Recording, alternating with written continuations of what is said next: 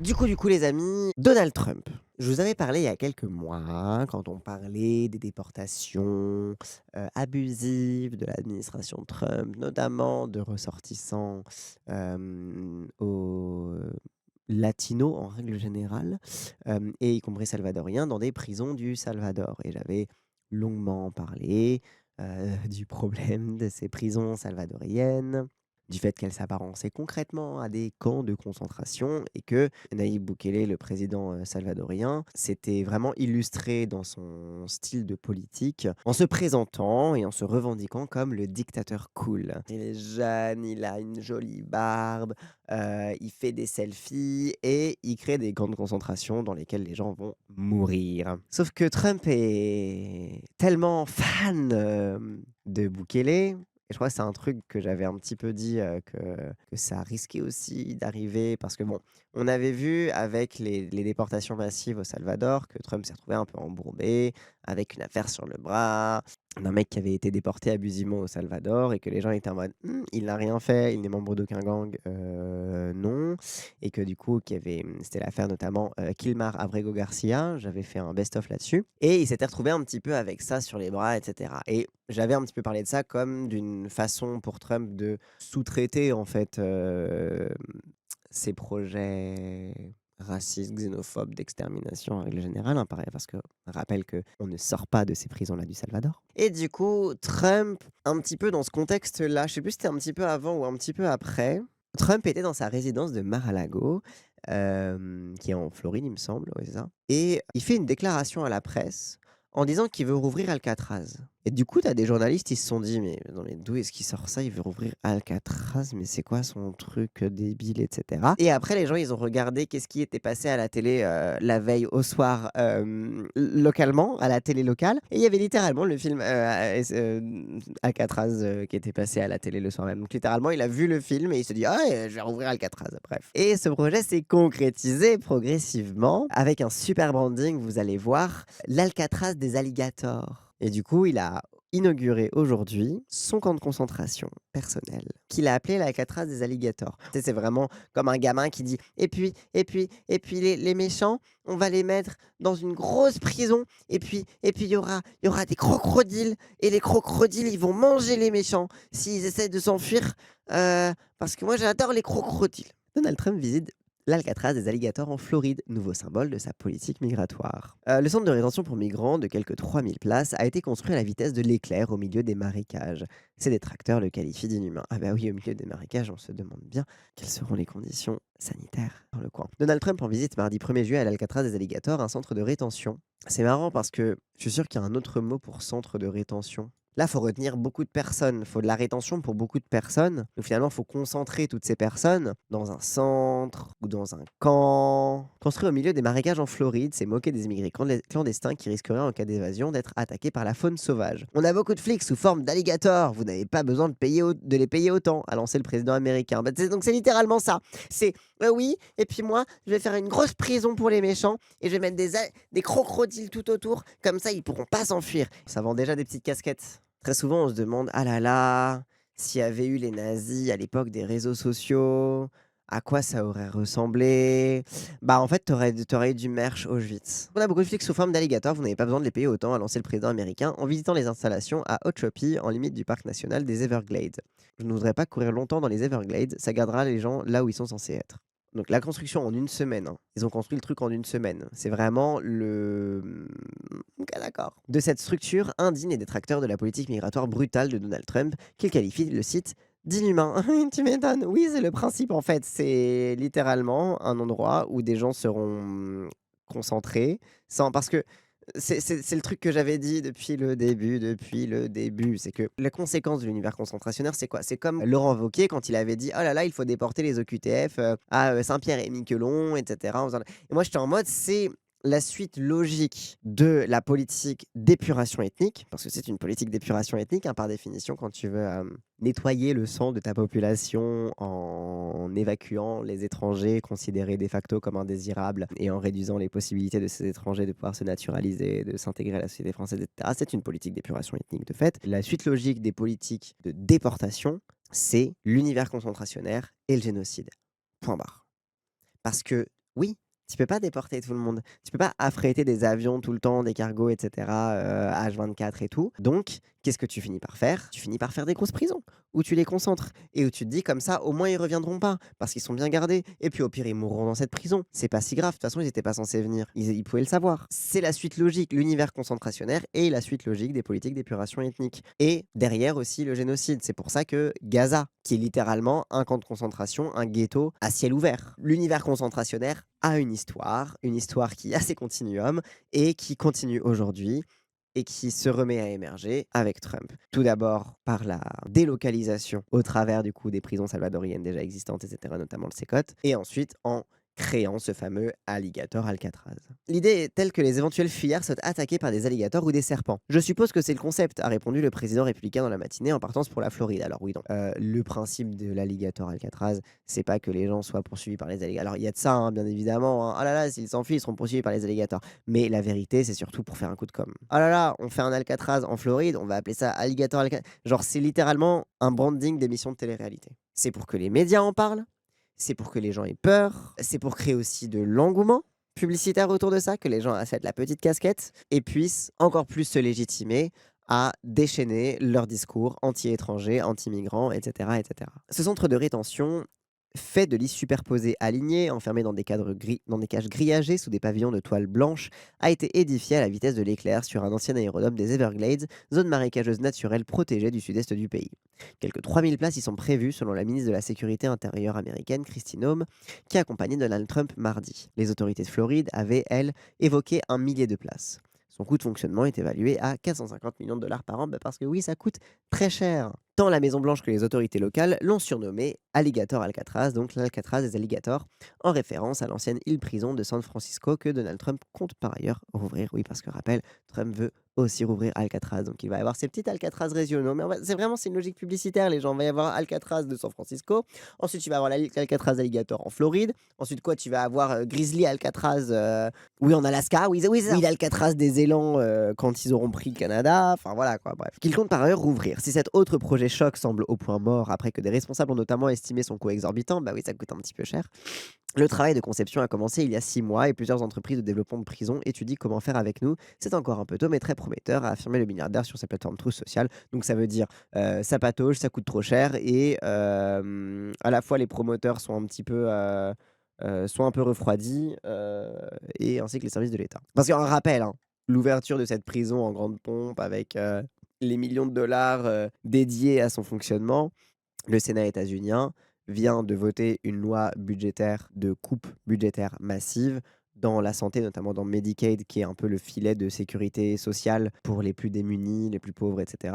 Alors, ils ont tout coupé. Ils ont coupé les services publics et les impôts sur les entreprises et les riches. Donc voilà, donc clairement, il y a une priorité budgétaire, on va dire. Hein, voilà. Que les pauvres se soignent, non, on va plutôt ouvrir un camp de concentration. Avec des slogans comme "N'utilisez pas la nature comme arme" ou "Ne touchez pas à mon marais", des manifestants opposés à Donald Trump se sont eux rassemblés devant le centre floridien ces derniers jours. Bah oui, parce que le problème, tu comprends, c'est la nature.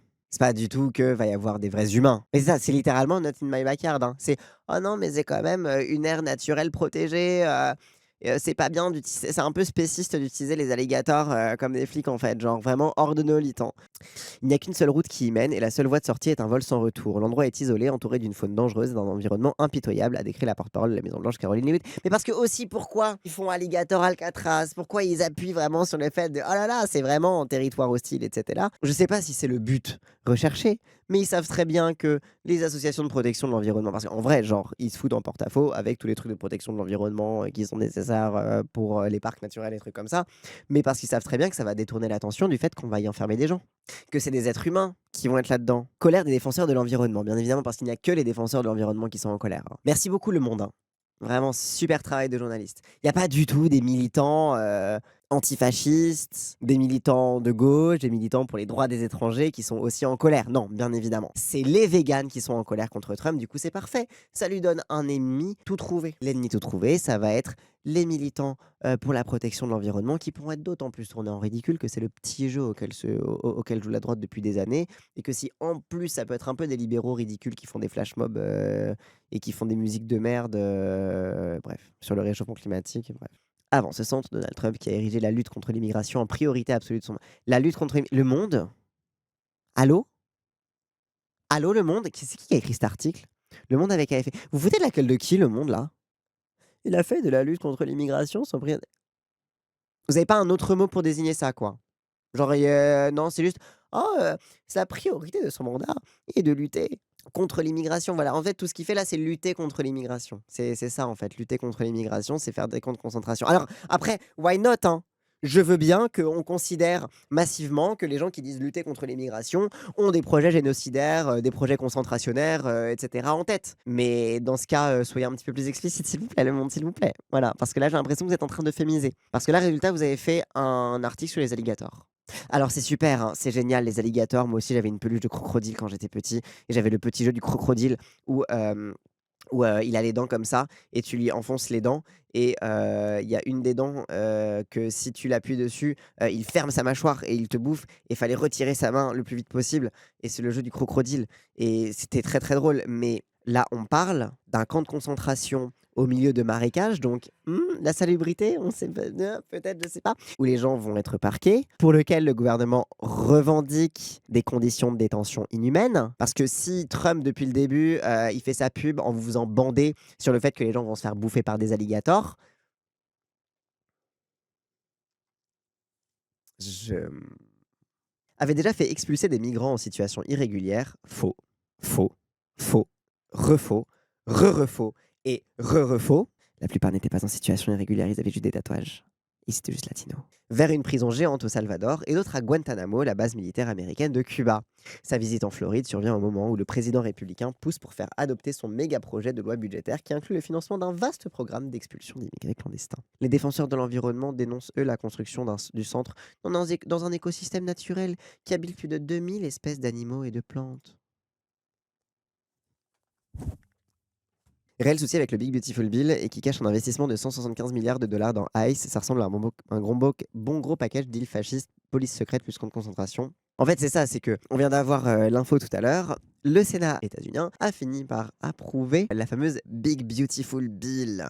En fait, c'est Trump, il a passé une loi de rectification budgétaire, je crois. Enfin, c'est un peu l'équivalent de nos lois de rectification budgétaire. Donc, une loi budgétaire assez massive, donc avec, je vous ai dit, hein, les coupes massives dans la santé, les exonérations d'impôts, les trucs comme ça. Et en fait, juste là-dedans, tu as aussi, oui, c'est ça, 175 milliards de dollars pour ICE. Vous vous rappelez à New York, quand l'ex-candidat à la primaire démocrate, Brad Lander, s'est fait arrêter par des gens de ICE qui étaient masqués, qui n'étaient pas identifiés, pas de matricule, rien, aucun traçage, etc. Parce que il était venu accompagner et protéger des immigrés qui venaient régulariser leur situation, qui venaient régulariser. Ils étaient irréguliers, du coup, ils sont venus dire: «OK, j'ai les papiers pour être régulier», qui venaient régulariser. Donc voilà, c'est encore une fois l'accès à la régularité qui est bref. Vous vous souvenez de ces moments-là? Où il y avait beaucoup de gens qui étaient en mode: ça ressemble un peu à une police secrète, c'est un peu bizarre» et cetera. Bah, donc la Big Beautiful Bill de Trump, c'est: on retire de l'argent des dépenses de santé, de toutes les dépenses sociales et en échange, on va le mettre dans la police aux frontières qui est en réalité, de fait, transformée en une espèce de police secrète, police politique, bizarre qui peut faire des rafles massives avec, aucune traçabilité, personne ne sait qui est dedans, même si on sait en réalité parce que tu as des observateurs, des groupuscules fascistes qui savent que dedans, il y a des miliciens de milices fascistes en mode les Proud Boys et cetera, qui participent à ce genre de trucs-là. Police pas très secrète du coup. Alors le principe d'une police secrète, c'est qu'on sait qu'elle existe. Le principe d'une police secrète, c'est pas qu'elle est secrète, c'est qu'elle est non officielle, dans le sens où elle est à l'écart des recours judiciaires normaux et habituels. C'est ça la partie secrète de la police secrète. Parce que sinon, évidemment que tout le monde sait que la police secrète existe, puisque le principe, c'est d'en avoir peur. Vu que le monde est un foutu de parler d'autre chose que des alligators et des écolos, on va regarder l'article donc de France 24 qui m'avait l'air un petit peu plus intéressant quand les internautes comparent l'Alcatraz des alligators de Trump à Auschwitz. Parce que même, tu as des gens qui ont posté aussi des photos un peu de vues aériennes qui étaient en mode ça ressemble beaucoup à bon, Birkenau en l'occurrence, parce que plus Birkenau. Mais après, bon, Auschwitz aussi, mais plus Birkenau qu'Auschwitz. Trump a visité mardi un nouveau centre de rétention pour migrants construit au milieu de marécages de Floride. Donc voilà. Donc si vous voulez avoir une idée, ça ressemble à ça. C'est littéralement des préfabriqués avec des cages à l'intérieur, des lits superposés dans lesquels vont s'entasser les maladies, les saletés, les gens aussi, accessoirement. C'est littéralement le modèle salvadorien. Le modèle qu'on a vu quand on a parlé de Sécotte, même si Sécotte est beaucoup plus fancy et technologique ou je sais pas quoi, etc. Oui, ça c'est là c'est la version un peu plus cheap faite en une semaine avec des préfabriqués. Mais bon, spoiler alerte, Birkenau aussi c'était un peu du préfabriqué. Voilà. We're going to teach them how to run away from an alligator, okay? If they escape prison, how to run away. Don't run in a straight line. Run like this. And you know what? Your chances go up about 1%. Voilà, tout ce dont il a parlé, bien évidemment, ce n'a été que des alligators, pour que tout le monde ne parle que des alligators, pour que tout le monde oublie qu'on va foutre des gens là-dedans. Hein. Il va y avoir des êtres humains dans des situations de détresse et de précarité, qui veulent simplement avoir une meilleure vie, qui vont s'entasser là-dedans dans une situation totalement inhumaine. Tout ça parce qu'ils sont étrangers. Point barre. Les partisans de l'installation y voient une solution innovante et économique pour permettre au gouvernement fédéral de lancer le plan de déportation massive des immigrants illégaux voulu par Donald Trump. Érigée en à peine 8 jours, la structure a été surnommée Alligator Alcatraz en clin d'œil aux marais infestés de bestioles qui l'entourent. Le camp est construit tout proche d'une piste d'envol qui devrait permettre de renvoyer les clandestins dans leur pays. Pendant que Donald Trump faisait le tour du propriétaire, des manifestants rassemblés à l'extérieur dénonçaient un camp de fortune inhumain. Un coucou, le journal Le Monde. C'est pas en mode « Oh là là, les écolos, ils étaient contre le fait qu'on mette ça dans une... » Non, c'est les manifestants, ils étaient aussi en mode « C'est inhumain de mettre des gens dedans. » Hein, Le Monde.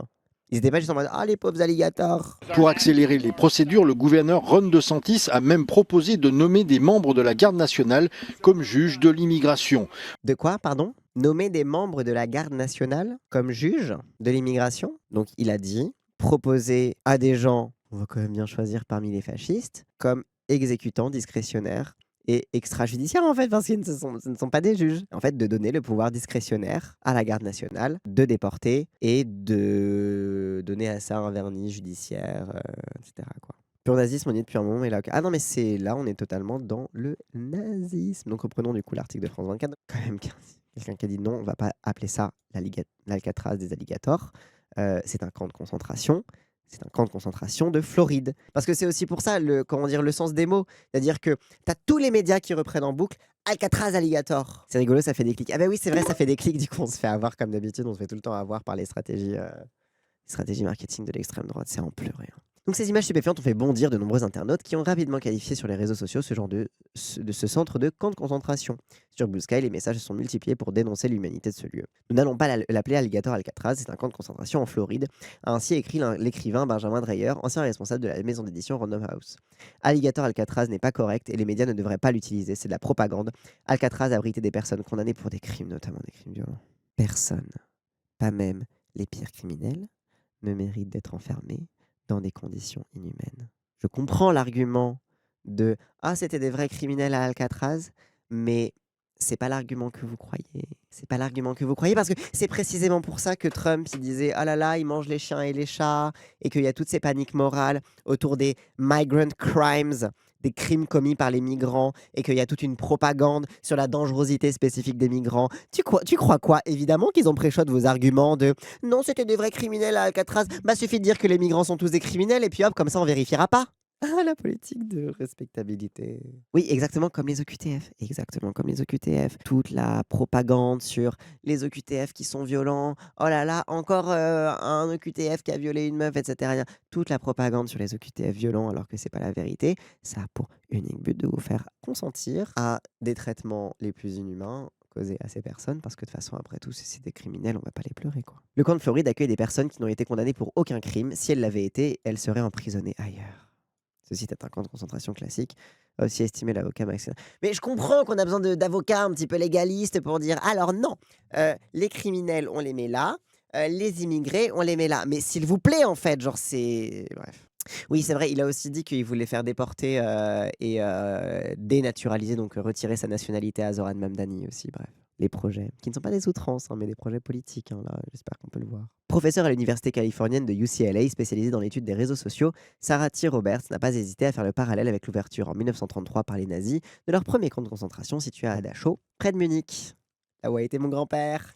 Sur son compte, elle a rappelé que le 20 mars 1933, le chef de la SS Heinrich Himmler avait publié un communiqué de presse pour saluer la détention de fonctionnaires communistes et marxistes. Certains internautes sont même allés plus loin en transformant le surnom d'Alligator Alcatraz en Alligator Auschwitz. Le hashtag Alligator Auschwitz est même devenu en quelques heures une tendance sur les réseaux sociaux. Ce slogan était aussi repris par des opposants à ce centre de détention qui ont manifesté lors de la venue de Donald Trump en Floride. Mais je croyais qu'il ne manifestait que pour la bonne santé des crocodiles, hein. Connu pour ses articles liés aux nouvelles technologies, le blog TechDirt a lui aussi estimé qu'il était impossible de ne pas comparer les actions du gouvernement américain à Auschwitz.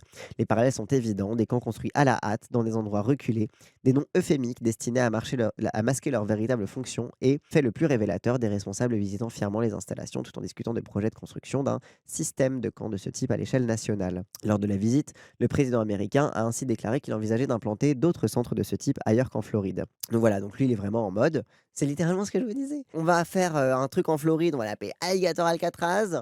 Et en Louisiane, on va l'appeler Bayou Alcatraz. Et en, je sais pas, au Texas, on va l'appeler Yeehaw Alcatraz. Après, Auschwitz, ce n'est pas un camp de concentration, mais un centre de mise à mort. La comparaison me paraît douteuse. Alors, je suis d'accord que les comparaisons avec Auschwitz-Birkenau sont douteuses. Parce que, en effet, ce n'est pas ostensiblement un camp d'extermination. Après, la raison pour laquelle il y avait des baraquements à Auschwitz-Birkenau, c'est parce que les gens n'étaient pas gazés immédiatement. En fait, c'était aussi un camp de travail, Auschwitz-Birkenau. Soit tu mourais au travail, soit tu mourais. C'est pour ça que, à la sortie du train, ils séparaient les femmes et les enfants, les gens en capacité de travailler, des gens qui étaient inaptes au travail, et les gens qui étaient inaptes au travail, ils partaient directement dans les chambres à gaz. Parce que le reste, s'ils étaient aptes au travail, c'est bien qu'ils étaient utiles pour ça. Donc c'était aussi un camp de travail. Voilà. Il y a aussi cette distinction, cette spécificité, je ne sais pas s'il faut appeler ça une spécificité, mais voilà. En fait, c'est pour ça que la comparaison avec Dachau est plus pertinente que la comparaison avec Birkenau. Quand on parle d'univers concentrationnaire, tu pourrais comparer avec les camps de concentration dans les colonies européennes en Afrique. Tu pourrais comparer avec les camps de concentration qu'il y a déjà eu sur le territoire états-unien. Mais la raison pour laquelle on compare avec le nazisme, c'est parce que ça a été le blueprint du plus jamais ça. Et d'ailleurs, c'est pas pour rien que dans la mémoire des crimes contre l'humanité de avant les nazis et parfois un peu de après les nazis, on a du mal à faire valoir cette mémoire et à faire réémerger cette mémoire, notamment la mémoire des génocides, la mémoire des trucs comme ça. Et c'est vrai que sur le génocide arménien, même si en vrai il y a une bonne mémoire du génocide arménien qui se développe, on l'étudie à l'école, etc. Même si c'est pas non plus le premier génocide qui nous vient en tête quand on parle de génocide, mais c'est quand même assez important, c'est quand même avant. Le génocide des Herero en Namibie, etc. On a un peu du mal à faire d'eux un étendard et un symbole des crimes contre l'humanité, des atrocités du XXe siècle ou même du XIXe d'ailleurs, parce que le fait est que notre imaginaire du paroxysme de la violence et du paroxysme de l'inhumanité s'est fondé autour du nazisme. À tort ou à raison, il faut bien aussi des symboles, et c'est ce qui fait aussi que voilà. Mais Hitler était un gros bandeur de la colonisation, et notamment celle de la France. Ah non, mais Hitler était un gros bandeur de la police aux frontières états-unienne. Je vous conseille, les gens, si ça vous intéresse, ce podcast. Il me semble que c'est dans celui-là dont il en parle. C'est un podcast qui s'appelle Behind the Bastards. C'est un épisode sur la police aux frontières de Border Patrol et un petit peu toute l'histoire du développement de la police aux frontières aux États-Unis, etc. Et Hitler était littéralement un bandeur de la police aux frontières des États-Unis pour sa capacité à déporter et à harceler et à parfois buter des Mexicains sans aucune forme de procès. On a souvent tendance à penser que les inspirations ne vont que dans un sens. Pour le nazisme, c'est de l'Europe vers les États-Unis. Pour la transphobie, c'est les États-Unis vers l'Europe. Ça va dans les deux sens, les gens, vous inquiétez même pas. Bref, tout ça pour dire que la comparaison avec l'univers concentrationnaire nazi a ses limites, parce que évidemment, chaque période a ses spécificités. Mais la raison pour laquelle la comparaison est aussi importante, c'est que ça reste le symbole paroxystique du plus jamais sain. Et que même s'il y a des petites différences, je pense que ces comparaisons sont utiles et nécessaires, parce que si on fait pas ces comparaisons, la vérité, les gens ils seront en mode ah bah de toute façon au pire c'est un peu mérité ces sales immigrés quoi. On peut pas attendre un camp d'extermination pour en parler quoi. En fait c'est ça, la solution finale l'extermination des Juifs, ça n'a pas été au tout début. D'ailleurs, il y a eu plusieurs plans de déportation. D'ailleurs, dans le dernier épisode de Behind the Bastards sur Adolf Eichmann, il parlait du fait justement que Eichmann s'intéressait beaucoup à l'idée de les déporter en Palestine. Ensuite, il y a eu le plan Madagascar, etc. Donc, la solution finale est arrivée après l'avènement des camps de concentration. Les camps de concentration ont été un outil supplémentaire, un outil logistique supplémentaire pour permettre ça, quoi. C'est qu'à partir de 41 qu'il envisage la solution finale. Oui, c'est ça. Bon, faut aussi avoir ça en tête. Parce que aussi, on a tendance à se dire ah, bah 39, 41, il y a que 2 ans. Non, non, ça fait depuis les années 30 qu'il est au pouvoir. Ça fait depuis 33 qu'il a commencé à qu'il a inauguré Dachau, etc. Donc ça fait depuis 33 qu'il a fait des camps de concentration. Donc le Blog Tech Dirt a dénoncé la mise en vente sur le site du Parti républicain de Floride des t-shirts, des casquettes et même des gourdes avec un visuel alligator Alcatraz. C'est là que les camps de concentration américains d'aujourd'hui diffèrent de leurs prédécesseurs du XXe siècle. Le régime de Trump ne cherche pas à cacher ses actes, il les commercialise. Et ça fait bader. Il vend des t-shirts célébrant la souffrance humaine comme s'il s'agissait d'une équipe sportive ou d'une destination de vacances. Le gouvernement américain vend littéralement des produits de marque pour célébrer l'enfermement d'êtres humains entourés de dangereux prédateurs. Donc une comparaison inappropriée, donc l'hebdomadaire The Nation n'a pas non plus hésité à reprendre le terme d'alligator Auschwitz. Les personnes qui y seront incarcérées seront principalement choisies en fonction de leur origine ethnique et n'auront presque certainement été condamnées pour aucun crime.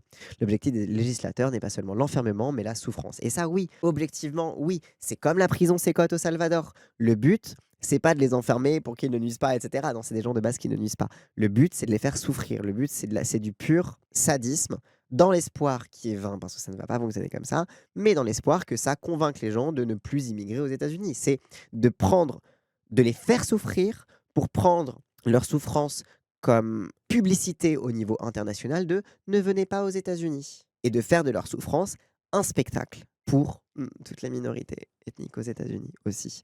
Donc c'est un moyen de pression dans ce sens-là en fait. Donc oui, le but c'est de la souffrance. Le but c'est de la torture en fait. Pour The Nation, ce nouveau centre s'ajoute à une série de spectacles cruels. Il rappelle les images des enfants de migrants arrachés à leurs parents et vivant dans des cages, des bambins errant seuls, pleurant leur mère pendant le premier mandat Trump. Plus récemment, l'humiliation très publique d'hommes détenus originaires d'Amérique centrale et du Sud, enchaînés et accroupis pendant qu'on leur rasait la tête dans une prison salvadorienne.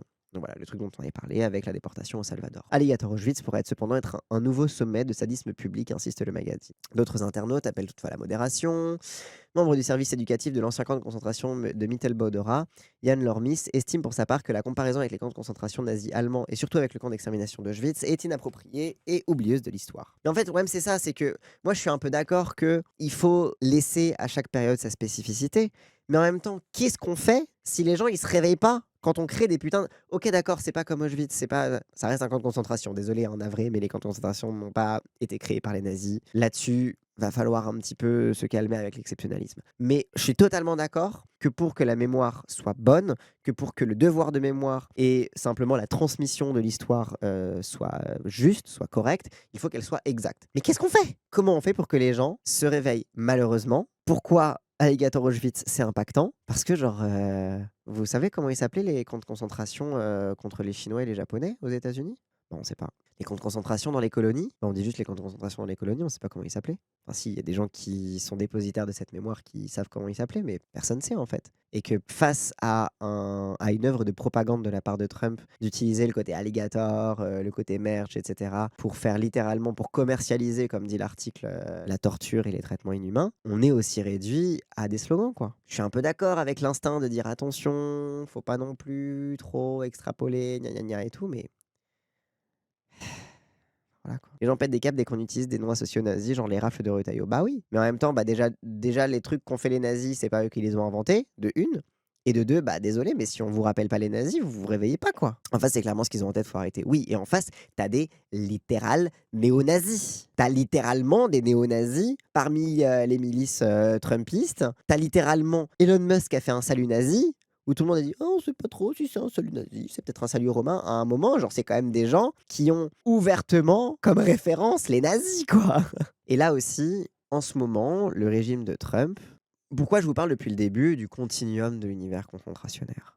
Pourquoi je vous parle du fait qu'il y a un continuum avec l'extermination, avec le génocide, avec etc., etc. Et c'est le truc que je vous dis depuis qu'il y a les trucs sur la prison au Salvador, etc., etc. Là, en ce moment, ce que fait l'administration de Trump, c'est tâtonner. Il y a eu les déportations en grande pompe vers le Salvador. On n'a plus trop de nouvelles.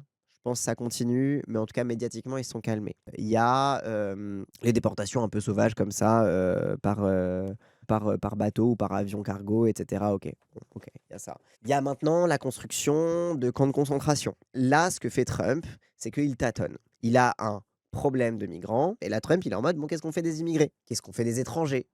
Parce que derrière lui, tu as aussi une partie des trumpistes qui ont très, très bien compris le message, notamment Laura Loomer, qui est une trumpiste, MAGA, qui a commencé sa carrière dans l'agite-prop de désinformation avec le projet Veritas. Allez voir l'excellente vidéo en plusieurs parties de Timba on Toast, qui est en anglais malheureusement. Oui, je sais, tous les trucs que je regarde, c'est en anglais.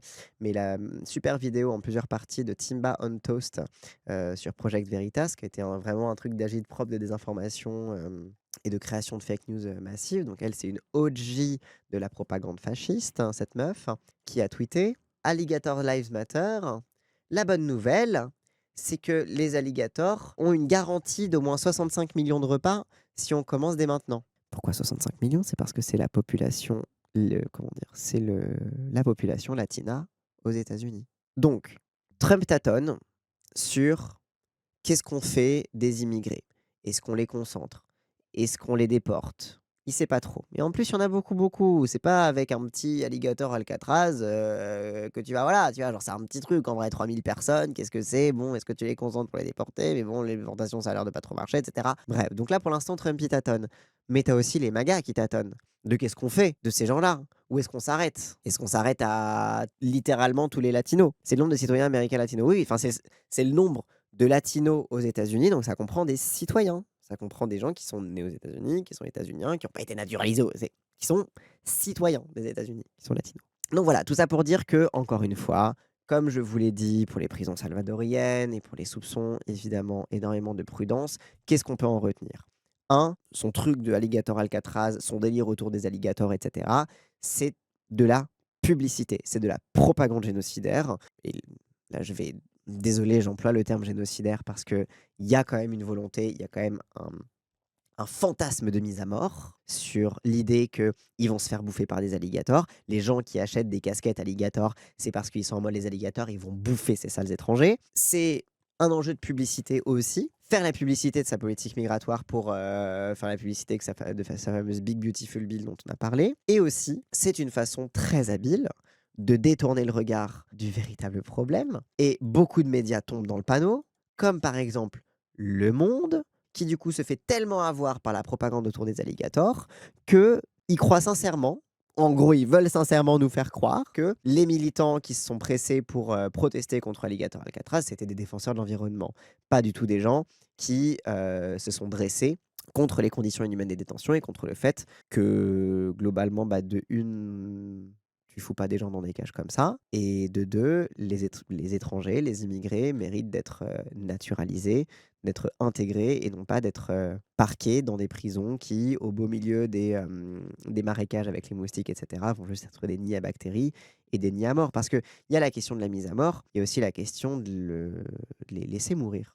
Tout simplement. Pas besoin de les tuer activement, si tu peux juste les laisser crever de maladie. Et une grande partie, pour revenir sur le parallèle avec les camps de concentration des nazis, une grande partie des gens mouraient simplement de maladie, en fait, dans les camps de concentration. Ou alors mouraient d'épuisement au travail. À un moment, ils vont se poser la question, parce que les gens qui disaient attention quand même, c'est des camps de travail. C'est le cas, par exemple, de la prison salvadorienne, c'est un camp de travail. C'est les homosexuels qui m'ont donné Les l'idée. gens peuvent travailler dans le sécote, etc. Réfléchissez, aux États-Unis, le système carcéral est privé. Ce sont des prisons à but lucratif, ce qui est déjà une suite de mots qu'on ne devrait pas mettre derrière les unes des autres. Bref. Donc, qu'est-ce qu'ils vont faire à partir du moment où ils auront toute une population captive dans des camps dont on ne peut pas faire grand-chose parce que c'est quand même difficile de les déporter et puis bon, c'est compliqué, on va les mettre au travail. Ou alors, en attendant qu'on puisse les déporter et que les avions soient prêts, au moins on les mettra au travail.